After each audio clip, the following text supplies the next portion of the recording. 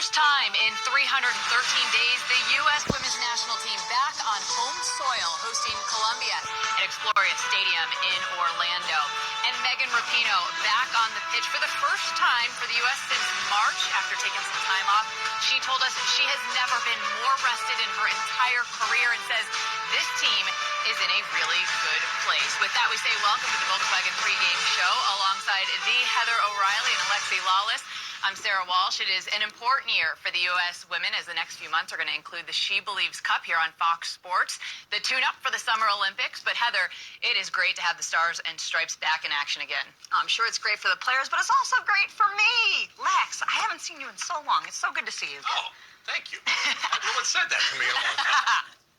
But in all seriousness, this team is back together doing what they love to do every day, and that's playing with some of the very best players in the world. Remember, they've been training on their own for most of the last, 7 months? So they're happy to be together. But today, there's a bit of a harsh reality. There is 9 players that are in the stands watching this team come out today that are not part of this game roster. So the drama is building for Vlatko Andonovski to put together his Olympic squad. Yeah, Andonovski has a really tough task ahead of him, Alexi. He's got to whittle this roster down to 18 by the time they go to the Olympics. Yeah, but he's also got an embarrassment of riches.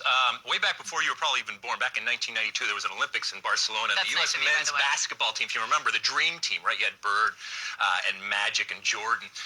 And their legendary intra-squad scrimmages that they have. And this U.S. women's national team is a lot like that in that the camp situation that they have is often more competitive than, let's be honest, the majority of games that they are going to play, including probably the one here tonight. So what does Vlatko have to figure out? All right, so number one, 18-player roster. So are you bringing value? That competition that we're talking about just gets ratcheted up a whole nother notch. Number two, versatility. Can you play multiple positions like a Crystal Dunn or a Julie Ertz? That puts your value even more. And number three, fitness and age. You mentioned Megan Rapinoe. Megan Rapinoe at 35, Carly Lloyd at 38.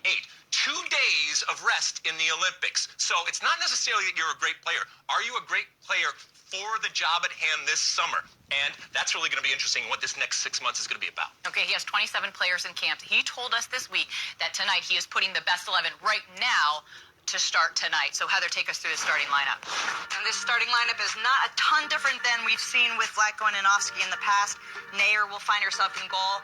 In front of her, Becky Sauerbrunn, newly minted, again, captain of the U.S. women's national team. Up front, we have Carly Lloyd and Megan Rapinoe finding time that they have not seen in a long time for the U.S., and all 3 of these players will be eager to score some goals tonight. It is time now for Match Day All Access, sponsored by Volkswagen, the presenting partner of U.S. Soccer. Here's the U.S. coach on his new captain just moments ago. So we did a lot of study, a lot of analysis on what would take for the captain for a player to be captain of the national team. And after everything that we looked into, seems like Becky was the perfect fit to fulfill all the roles that the captains needs to fulfill, and all the qualities that the captain needs to possess. We had an opportunity to have a test run in Holland in the last camp, and Becky did an incredible job. So going forward, she will be the captain of the U.S. women's national team. Also doing an incredible job of Vlatko. What a beginning for him. A perfect 11-0. That is the best start in U.S. women's national team history. His win against the Netherlands in November broke a tie with Pia Sundhage. Alexi, as for the team that they're going to be facing tonight, take us through the Colombian lineup. Oh, Sarah, you know him. You love him. Nelson Abadia. He zigs and he zags. He's brought an all-domestic team here. Players that he has playing over in Spain are not available here, but he does have Catalina Usme, the 31-year-old forward. You might remember him from a few years ago, 2006 Olympics, when she scored 2 goals in the 2-2 tie with the U.S. Do you remember that one? Why do you got to bring up those times? Don't worry, you weren't involved, all right? You wash your hands of it. Also in goal, look, there's going to be plenty of opportunities to score. Sandra Sepulveda, the 32-year-old goalkeeper, she's been with Colombia over a decade in goal. Also, 9 teenagers on this roster, including Linda Caicedo, who's on the bench. 15 years old. We might see her come into the game, which would be something. Colombia has a tough task ahead of them, and that includes perhaps Catarina Macario, who could make her highly anticipated national team debut tonight. The two-time Herman Trophy winner out of Stanford granted FIFA approval just last week to join the U.S. team. She was born in Brazil. She moved here at the age of 12, and oh, by the way, she also just signed with Lyon last week. Huge week for her. Kickoff against Colombia approaching.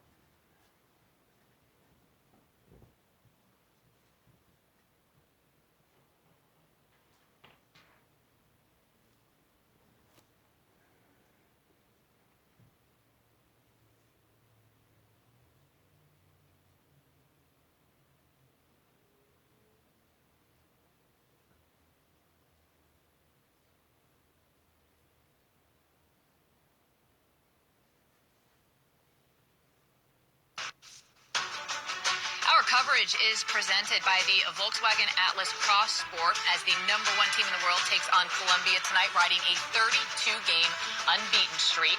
The U.S. women with plenty to look forward to in the next couple of years. Next month brings 3 more matches as part of the She Believes Cup.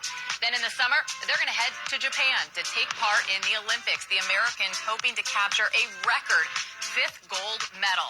In July of 2022, the focus is going to shift to the CONCACAF Championship, a tournament that serves as qualifying for the following year's World Cup.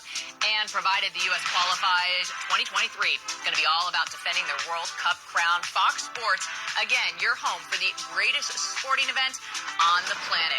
The U.S. with a chance to make history in Australia and New Zealand. No country has ever won 3 consecutive World Cups on either the men's or women's side.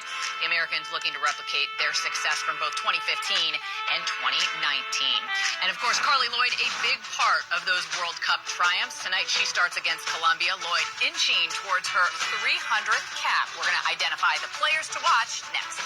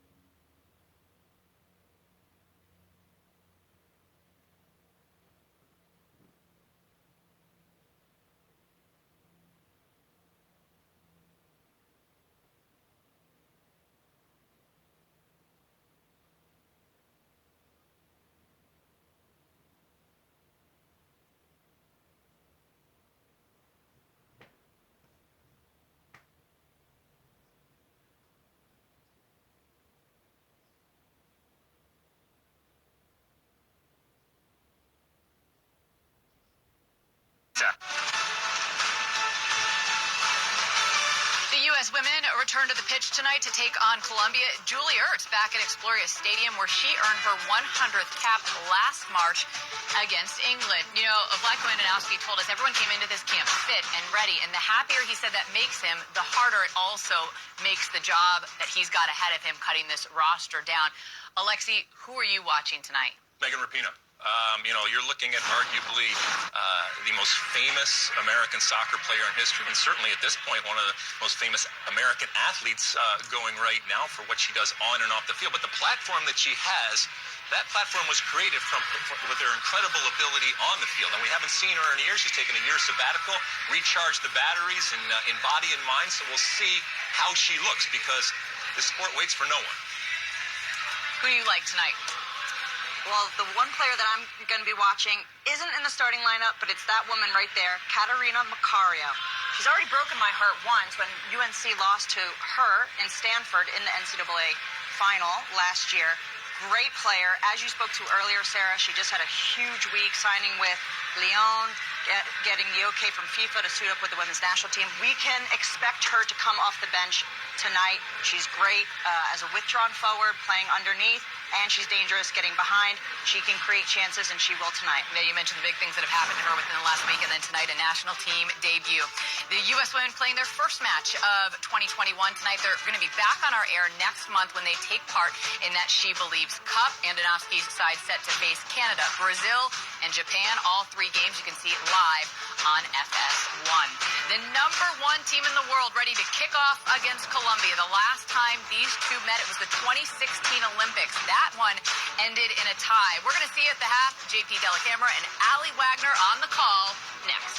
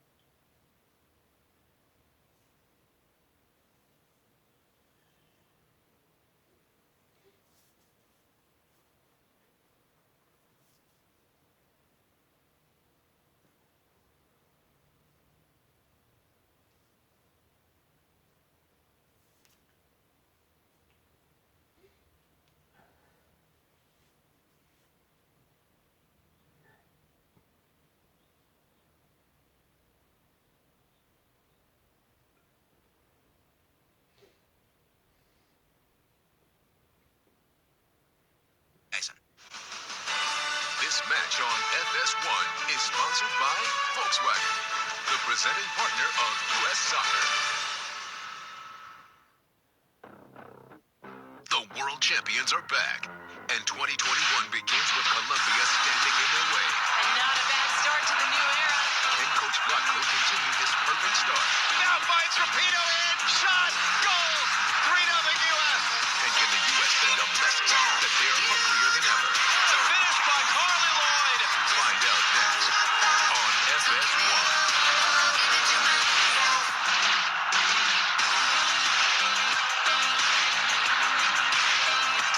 The USA women's national team will open up their 37th year of competition with the first of two friendlies versus South American side Colombia from Exploria Stadium in Orlando, Florida, the home of the Orlando Pride of the NWSL and Orlando City SC of Major League Soccer.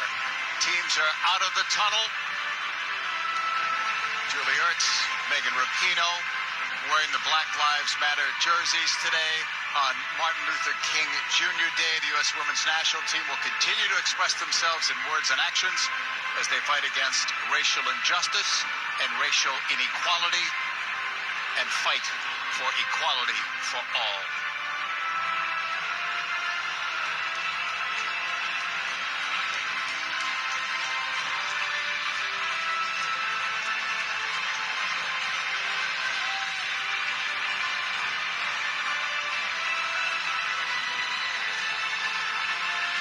Two teams lined up side by side as we await the national anthems of the two countries. Ladies and gentlemen, please rise and remove your hats for the playing of the national anthem of Colombia, followed by the playing of the Star-Spangled Banner.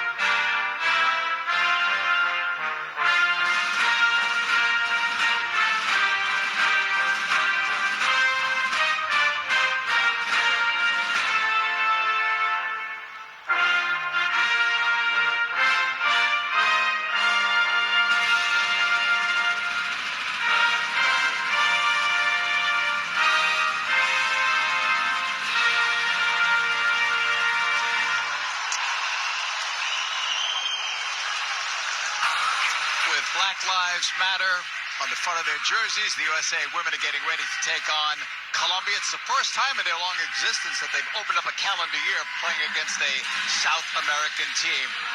overall unbeaten at 32 as we look at the USA's starting lineup. Let's bring in Ali Widener.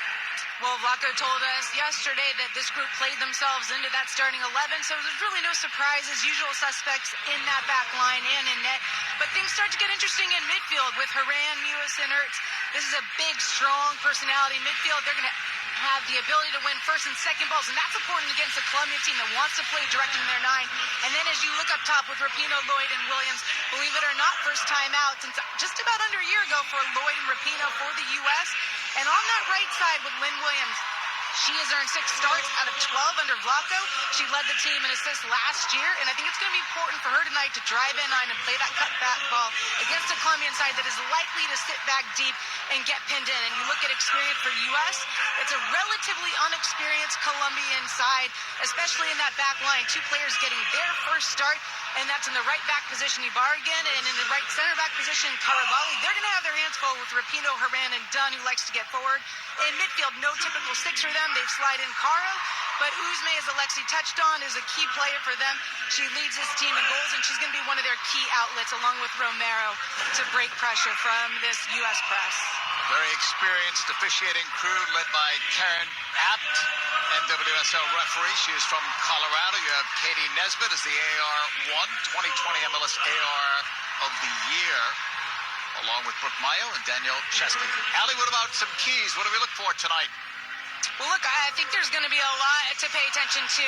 Under Vlaco and Anowski, we've seen the evolution of the 10s and how they can impact the game and the build-out, getting that seam too. They're going to be responsible to change the point against the Colombian side that really likes to squeeze the game vertically and activate in that final third if they can pin Colombia back. Set-piece execution is going to be huge because Colombia is very aggressive. I think the U.S. will win a lot of set pieces in dangerous areas, and that's where they have advantages. With the 9, Colombia likes to find them. U.S. can eliminate that person's influence, and then the pressure schemes. How do they go from their mid-block into a high press and put Colombia under? It's Catalina Uzme, the captain of Colombia, and as we mentioned earlier, the new captain, Becky Sauerbrunn. The U.S. has had a trio of captains before, but right now, it's just one, and it is Sauerbrunn.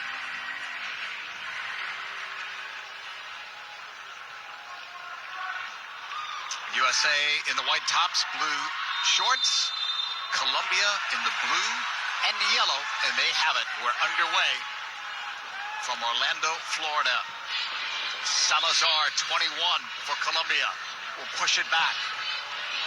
2 of the players in the back 4 for Colombia are playing in their first international game. Lucky for them, though, they do have some experience to the left of them, and Daniela Arias and Velasquez on that left side. But they're going to be up against it with Rapinoe, Dunn getting forward, and Haran. Right back, Ibarguen is making her international debut. The right center back, Carabali, the same. Lynn Williams on it. 6 in white for the U.S. Broken up. U.S. recovers. Williams will slide it over. Into the middle. The U.S. low and cut off. Looked like it was going to be a decent ball. Here's Uzme. Lost it there. Julie Ertz picks it up. Rapinoe, the cross. It'll bounce. It almost bounced over Sepulveda. Our first look at Rapinoe, our first look at Lloyd Alley since She Believes Cup last February. Who would have thought? Those 2 players out of action, but coming in strong. I mean, this is a competitive group that came into January camp, and they earned their way into this 11. It wasn't given on experience or previous performances. Vlaco said they are fit and they're in form.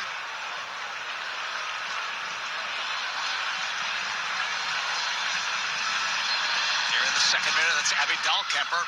Her next club team will be Manchester City. She'll leave after the game sometime Friday, the second game against Colombia. They'll come back to the experienced Sepulveda, who's been on 4 big tournament rosters. 2 World Cups, 2 Olympics.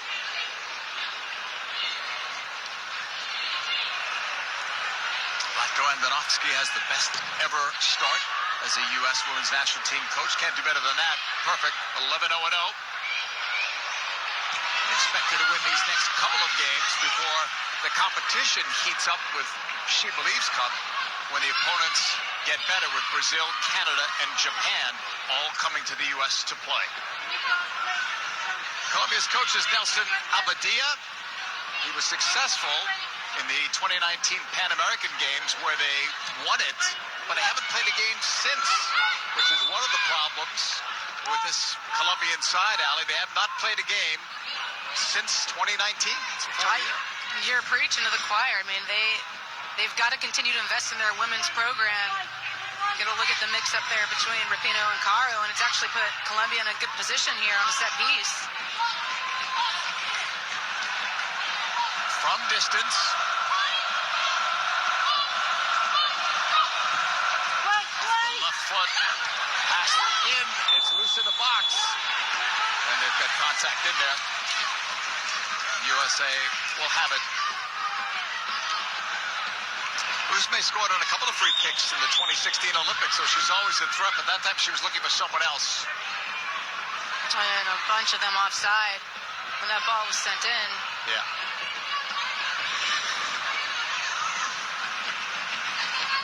U.S. out of the back. Very experienced back line for the U.S. No changes. This is what we're used to seeing with O'Hara and Dunn on the outside and Sauerbrunn and Dahlkemper central. Lindsey Horan, nice ball. Rapinoe on the move. 3 in the box. The U.S. 1-0 U.S.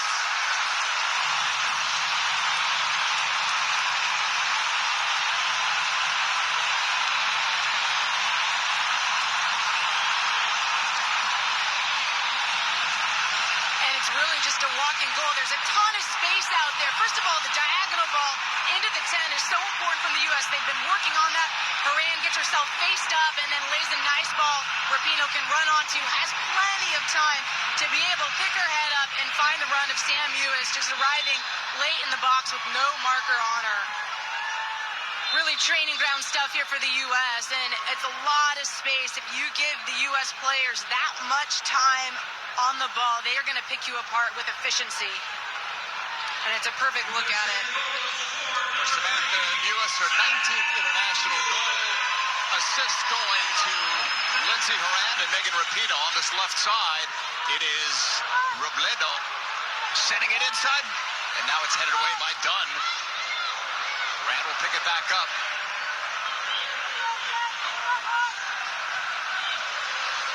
Push to the back. Sauerbrunn from Dahlkemper.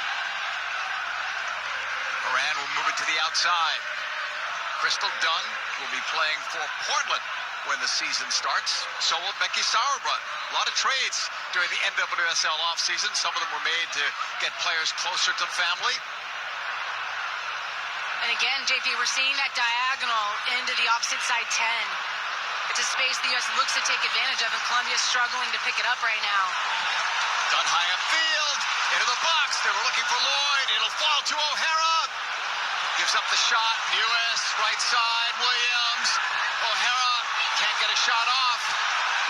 Colombia scrambling, and Sepulveda got that at the near post.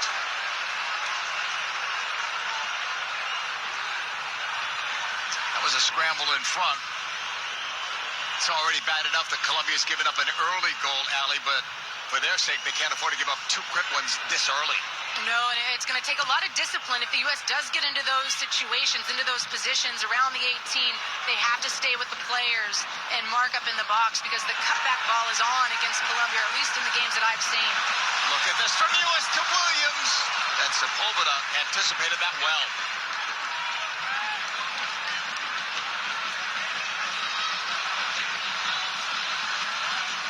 Colombia talked about working more in their possession. They'll need some of it here to kind of slow the U.S. down. Well, it's early, but already, JP, you're noticing that they are taking their time trying to slow the game down when they do have possession. But now can they keep it? Nope. The U.S. won it. They try to counter quickly. Williams slotting it through. Carly Lloyd.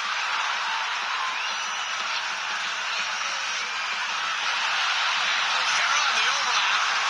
3 players went towards her, and that one was crossed out.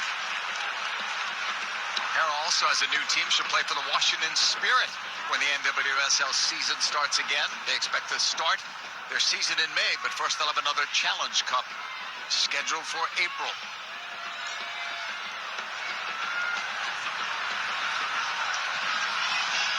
Sepulveda, she's the one that's really taking her time with this.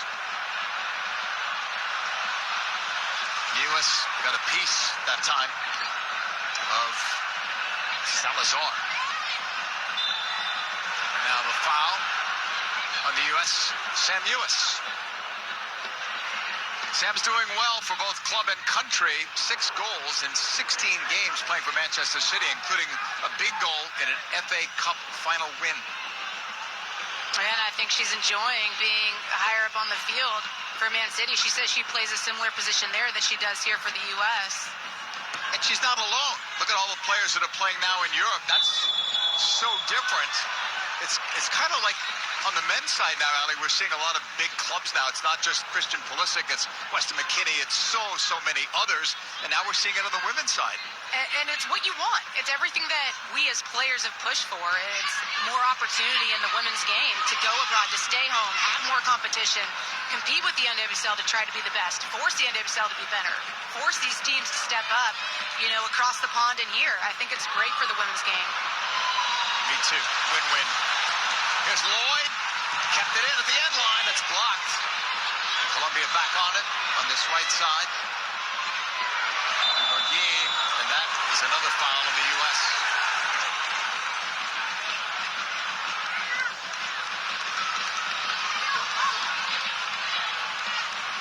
Call it the other way.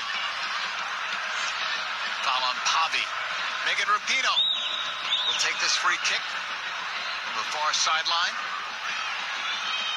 I really think the U.S. has advantages on set pieces against Colombia. They've got the height advantage.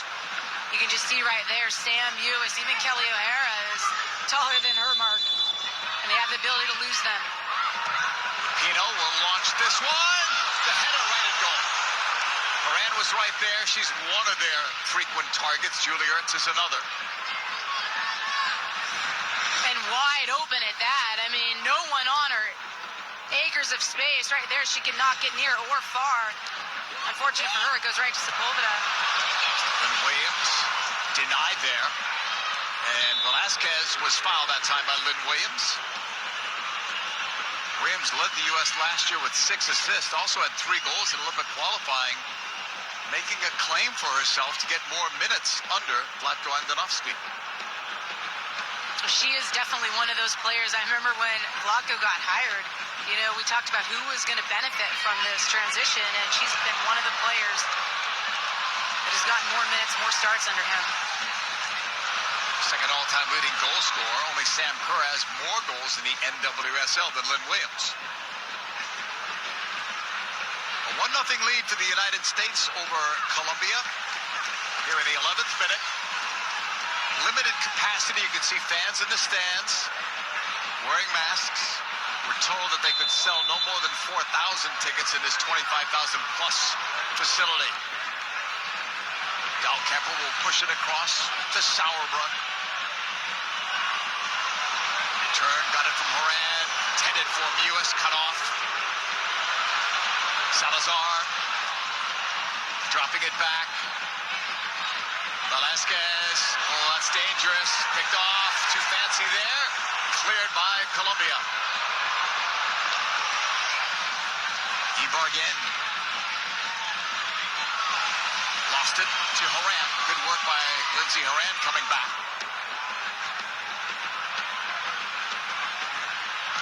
Dahlkemper. Right up the middle. Ertz. Dunn. Left sideline. Rapinoe. Back for Crystal Dunn. US, that was too easy. Wide open. Now they pick her up. A really good regain shape from the U.S. Kelly O'Hara pinched in. She's able to win that back, albeit not for long.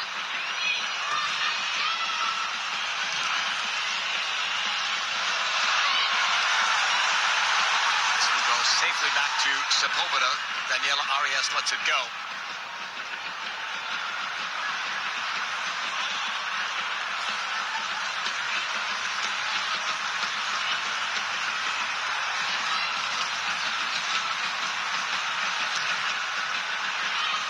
Defense by Sepulveda. She believes Cup coming back. It'll be on our air. Blanco and Nalewski's side set to face Canada, Brazil, and Japan. You can catch all 3 matches live on FS1. It all starts February the 18th.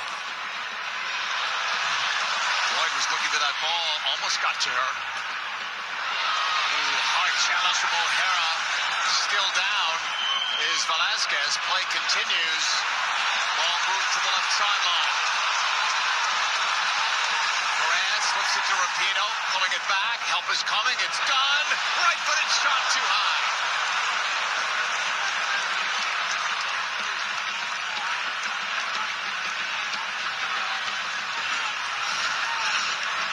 So here's a look at the hard challenge with O'Hara on Velasquez.